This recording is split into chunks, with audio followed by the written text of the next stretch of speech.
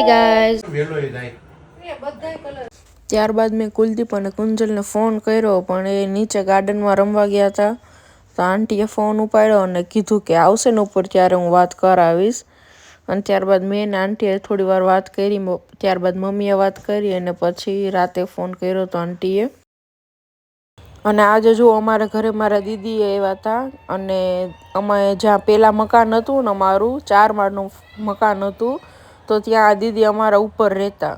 તો હવે અમે તો અહીંયા રહેવા આવી ગયા. દીદીના મેરેજ પણ થઈ ગયા, નાની એવી ઢીંગલી પણ છે, પણ હજી સુધીમાં કોન્ટેક્ટમાં છે. તો દીદી ક્યારેક આવતા હોય તો આજે જમવાનું બી બનાવ્યું અને જોડે બધા જમ્યા.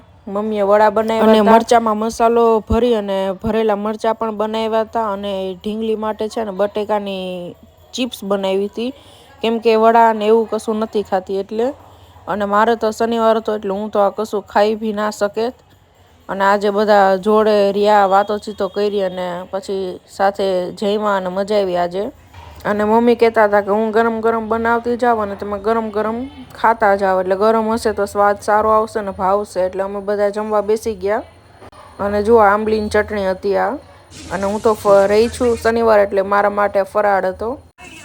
ભાવિશા, સ્વાદ કેવો લાગ્યો? મસ્ત બનાવ્યા છે, સરસ. નેત્રી, બટાકા પૂરી કેવી લાગી દીકુ? મસ્ત છે. અને જો મમ્મી બનાવે છે, થોડી વાર પછી જમવા બેસશે. તમે બધા ખાઈ લ્યો પછી હું ખાઈ લઉં. ઓલી નેત્રી છે ને રોકીથી ડરે છે ને, એટલે મમ્મી લોકોએ આ ડોર બંધ કરી દીધો છે ને, એટલે હવે આ કેટલો જલનખોર છે. અને ત્યાં જ લાવ સૂઈ ગયો કે હવે એ ડોર ખોલે ને તો એને અંદર જવું. જો રોકે અહીંયા હાલ ને, આખું ઘર પડ્યું છે, તો એ હવે ત્યાં જ જઈને બેસું છે. આવ્યો તો ખરી, અહીંયા બેસ ને. તારે ત્યાં કેમ જવું છે? તારી રૂમમાં જવું છે?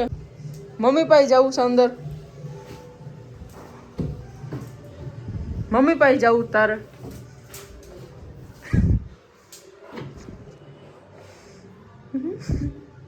અને મમ્મીએ દરવાજો બંધ કરી દીધો ને, કેમ કે ઓલી નેત્રી ડરે છે. જો રડવું ચાલુ કર્યું.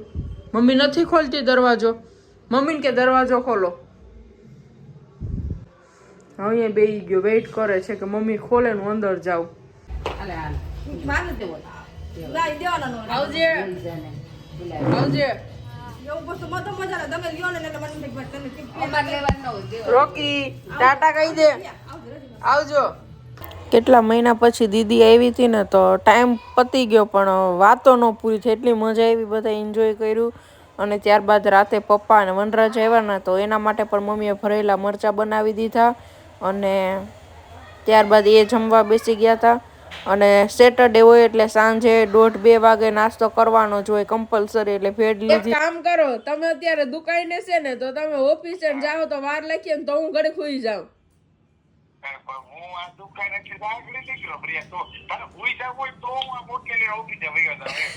ના તો હાલો, તમે આવો ને તો હું નથી ઉઠતી. બસ જાગા.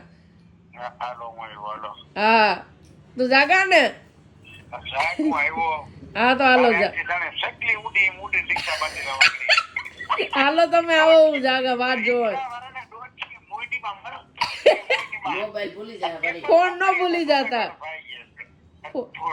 અને ફોન ન ભૂલી જતા ઓલા વખત ની જેમ. હા તે હારું હાલો. થોડા દિવસ પહેલા હું અને મમ્મી બોમ્બે માર્કેટમાં ગયા હતા ને, તો અમે 3 ચોલી લીધી છે. એક મારા માટે, એક ભાભી માટે અને એક મમ્મી માટે.